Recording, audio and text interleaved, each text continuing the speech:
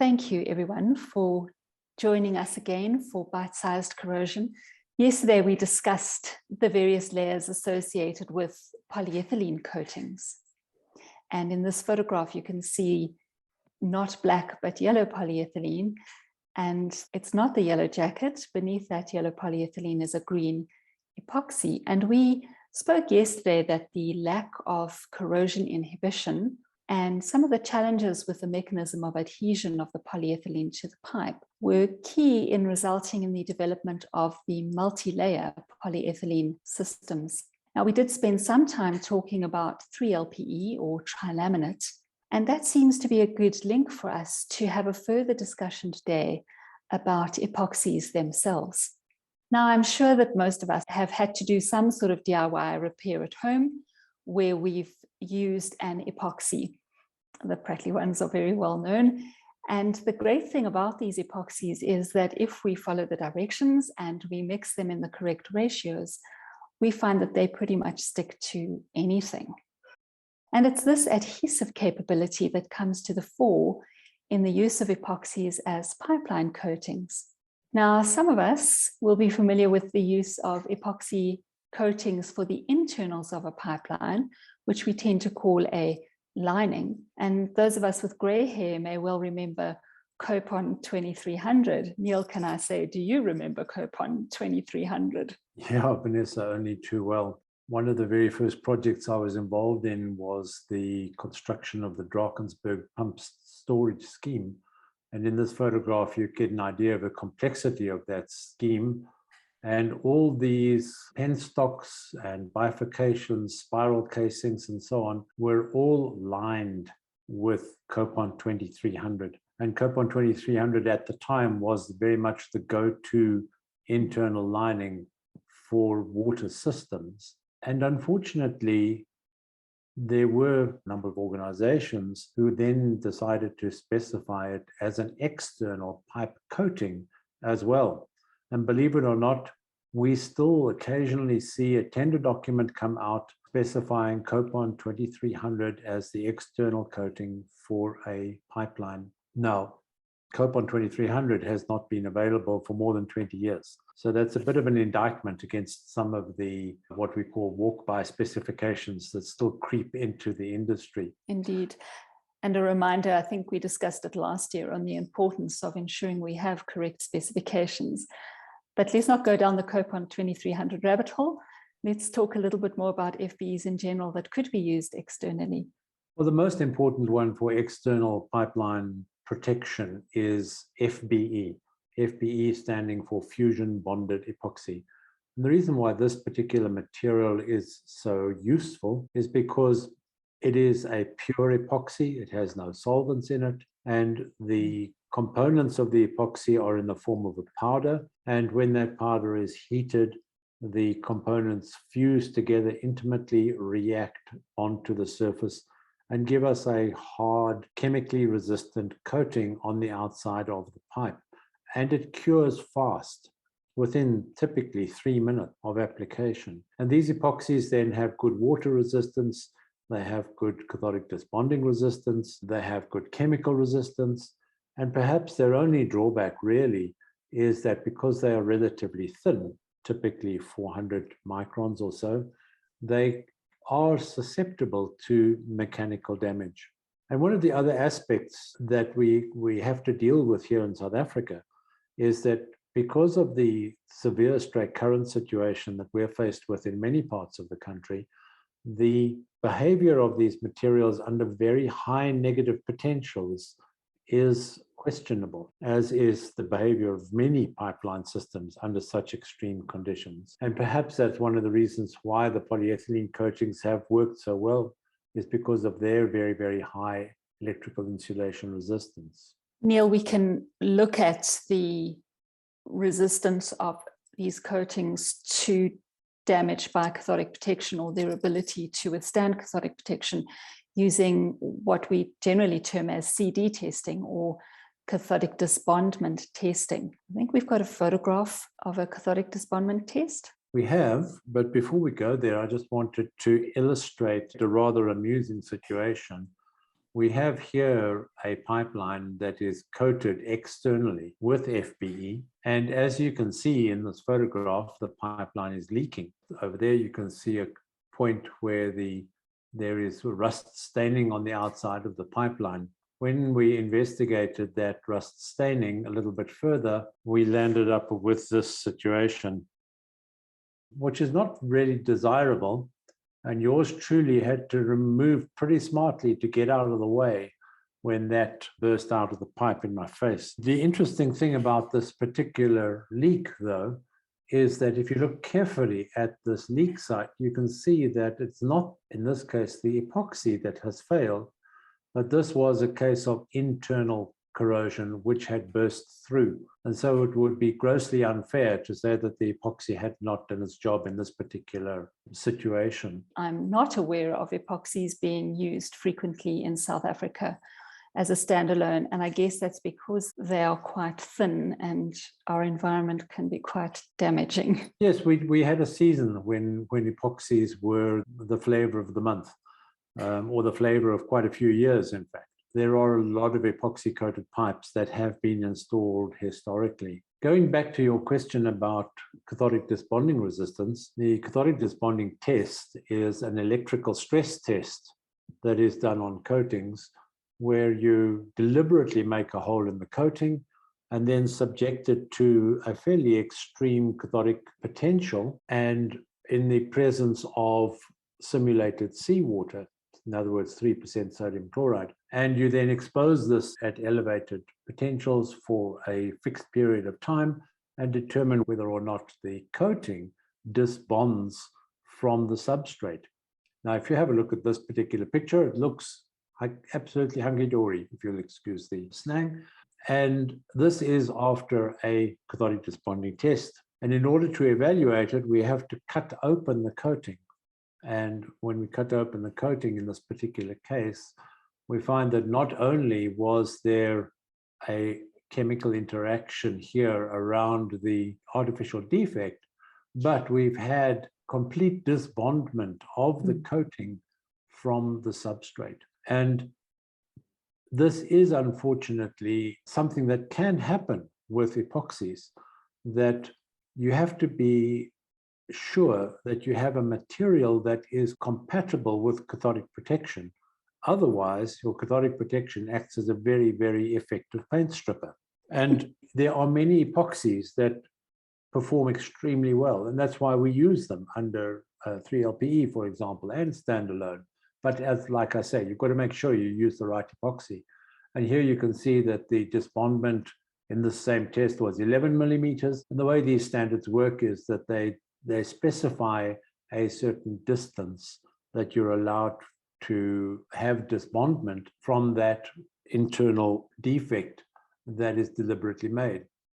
And here is an example of a fusion bonded epoxy where there was in fact zero disbondment under the conditions of the test. And that really is the gold standard that one would wish to achieve in this situation. I think cathodic disbondment may well be something we can talk about in a little bit more detail at another time.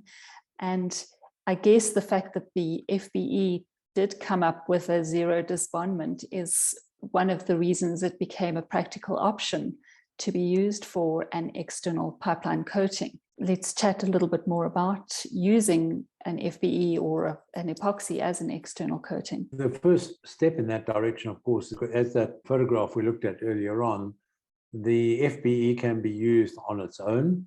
Here you can see a test pipe on its way through a coating plant where the nozzles that spray the powder are seen here in the background. And these numbers here represent the film thickness of the epoxy that has been achieved on this particular test.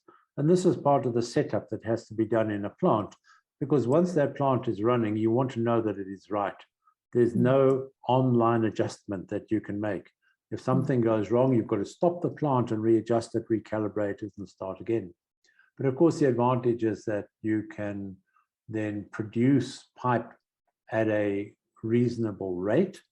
The fusion bonded epoxy cures rapidly, and the pipes can then be handled and stacked and transported and all the rest of it within a reasonable period of time.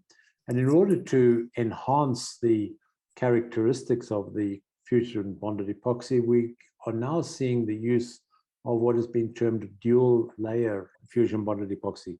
So you may see the term dual FBE. And in this case, there is a second layer of FBE that is applied over the top of the first before it has fully cured, so that you land up with an abrasion resistant and mechanical damage resistant coating on the top of the corrosion resistant inner layer.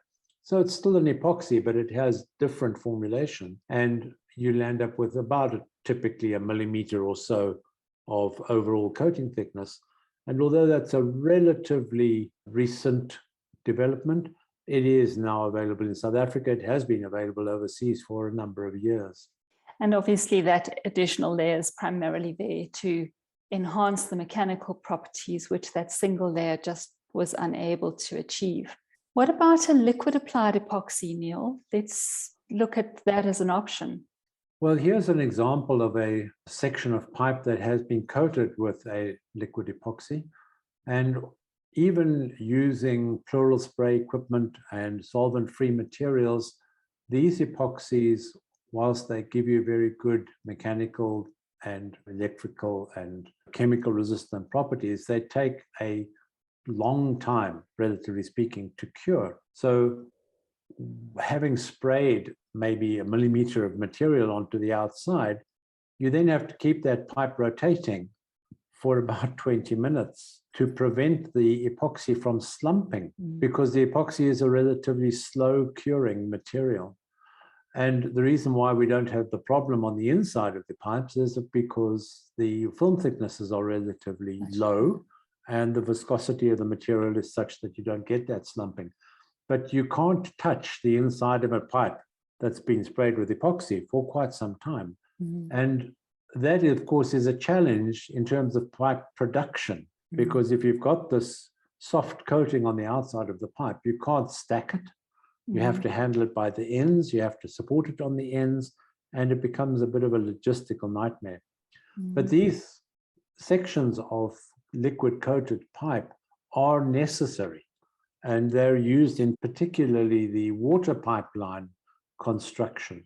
It's not very practical for a long pipeline because of the production limitations. But looking at that makes me think that it would be very practical for your bespoke pieces, your valves, your anything special with bits and pieces jutting out, scour valves and so on, anything complex. And of course, I guess the post-cured FBE is also useful there. I know it's often specified for valves and specials. Yes, here you can actually see a couple of valves. Difficult to tell from this photograph, but these valves may well have been coated either with a fusion bonded epoxy or a liquid epoxy. And the interesting thing about this fusion bonded epoxy on valves is that because of the difference in section thickness of the various parts of the valve, it's not practical to use the fast curing epoxies that you can use on line pipe. And you can preheat the valve to a fairly low temperature, just enough to cause the powder to gel. And then you have to post-cure it at a low temperature, because otherwise you would find the thick parts of the valve would retain the heat much longer than the thin parts. And you would find that if you tried using one of these fast curing epoxies, that you would land up either with over-curing or under-curing. And so therefore these components are post-cured for maybe a couple of hours in order to complete the powder coating process. Yes, and the fact that they work is evidenced by the common use of them, which is also encouraging from our perspective. Now, Neil, we've looked at post-cured FBE, we've looked at the liquid applied coatings, but there are also some reinforced epoxies which can be used in very special applications. Here's an example of such an epoxy being applied. This particular one is a glass flake reinforced epoxy, where the glass flake pigment is incorporated actually into the epoxy resin. effectively, although this pipe will only pass through the plant once, it is a 3-coat wet on wet application. Because if you look at this photograph, you can see here on the left is the first coat going onto the blast clean steel. Here we're still in the fan of the spray, so there is a second coat, and over here is a third coat. So in effect, you're landing up with a 3-coat system, which gives you a really, really high integrity coating, because the whole point about multi-coat applications is that you don't get through coating pinholes. So if there was a holiday in the first coat, it would be covered by the second coat, and so on. And this is achieved then by making the spiral advance of the pipe much less than the fan width of the spray head. And that's how it is then set up. And you land up with this significant coating. But as with any other epoxy, this takes time to cure. So really it is only used for specialized applications. There's a very amusing, and some people will get very upset about this, but we had an occasion relatively recently where the pipeline coating got completely buggered. How about that? Poor bug. Shame that poor little creature. This particular coating had a component in it which attracted insects. And we landed up with a number of defects in the coating where the insects had been attracted by the sweet smell of whatever this material was. And they landed in the coating and got stuck. And they tried to crawl around. And we've got some very interesting sort of spider track patterns on some of the coatings as a result. If you didn't know, it would cause a very interesting suite of investigation questions being asked as to what created these peculiar patterns. Yes. The other specialized use, if I couldn't call that, of reinforced epoxies is in the form of woven roving being used as a wrap on the outside of other materials. And that woven roving is then impregnated with an epoxy material. In this case, the epoxy is clear or maybe slightly green.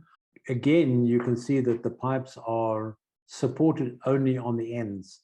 And this is now a situation where the roles are reversed, and the epoxy, together with its glass reinforcing, has been used as a mechanical outer wrap to protect a corrosion protection layer underneath. This particular one is a viscoelastic coating, which we're going to be talking about towards the end of our series. It's interesting to see the varying uses, and I think that's something that we mustn't lose sight of, is that the coatings have different properties which can be employed in different ways as appropriate in the various scenarios. Neil, I have to climb onto my hobby horse. Let's talk about field joints. I know that epoxies are widely used, sometimes very practically, but let's look at some field joints and discuss how it is used there. Well, every pipeline will have field joints, except perhaps pipes that are line wrapped with tape in the field after welding up. So whatever coating we've applied as the mainline coating, we have to have something of similar characteristics to protect the field joints. Here you can see field joints where the external coating has been kept back from the ends, so there's no weld heat damage from the welding operation. You can see the prepared V of the joint. This is before welding, after being lined up. And the flash rusting that has occurred because these pipe ends are left bare, and therefore you will get flash rusting. But flash rusting actually is a lot easier to remove than some of the coatings that get put on these ends by the pipe manufacturers to make it look pretty. And you then have to make very, very sure you get rid of that coating, because generally these quick drying red oxide primers that, in fact, you saw it on one of the previous slides, they have to be completely removed because they are not compatible with cathodic protection, and they may well interfere with the adhesion of whatever you use as a field joint. And here you can see the sort of preparation that is necessary for a field joint that is going to be coated with an epoxy. In this particular case, we've got a polyurethane coated main pipe, which is going to have an epoxy applied over the joint. And the epoxy in this case is supplied in what we call squish packs. So it is a small pre-measured quantity of material in order to get the mix ratio right. And it then literally gets plastered onto the field joint in order to get the coating that we are looking for. And there's the finished product. I think it's just worthy of comment. The squish packs are often made specifically for a particular project so that you've got the right quantity per field joint, but also that the epoxies require quite stringent surface preparation. So I think it was in the previous slide we saw that the surface was nice and clean and shiny. 2 slides ago, we saw that rusted setup of our field joints from the flash rusting. And that is one of the things about epoxies, that the surface preparation is absolutely key. There are other coatings, which we'll be addressing in the next couple of sessions, which maybe are a little more tolerant to the surface not being quite as pristine. Just something to be taken into account when planning a project. Neil, there are other places where we can use epoxies on a pipeline. Let's look at some. This is a good example of a situation where we have a fairly complex special that has been constructed. It's coated with epoxy to provide the corrosion layer, but the component itself requires more mechanical support, if I can call it that. And here's a good illustration of that particular component. I know it's now taken from the other side, but that whole structure then gets encased in concrete for physical restraint. And the epoxy is then used as the primary corrosion protection layer, and also to provide electrical resistance so that the cathodic protection system on the pipeline is not earthed through contact of bare steel with the fairly large surface area of concrete that you can see in that photograph. Not all valves and specials necessarily are encased. In some cases, we have them in chambers. But again, you've got to go from the buried situation to the inside of the chamber. And these generally are concrete walls that the pipeline has to pass through. And just in that regard, puddle flanges become a source of great tears if they're not coated. Just taking the time and effort in the design of the pipeline to remember never to install a bare puddle flange, because if you've got a cathodic protection system, you've created a headache with a bare puddle flange in there. So, yeah, puddle flanges are another little hobby horse of mine. And then, of course, concrete can also be used as a weight coating. So over the epoxy lined pipe, applying the concrete onto the pipelines that are going to be taken offshore to ensure that they have the suitable anti-buoyancy that they require without losing that corrosion resistance that'll be provided by the epoxy. Right, I think we've kind of got to the end of what I'd hoped that we would talk about today. I think we've had a useful discussion finding a home for our epoxies in our pipeline coating strategy. And I hope that everybody here has found just something of interest or value in our discussion.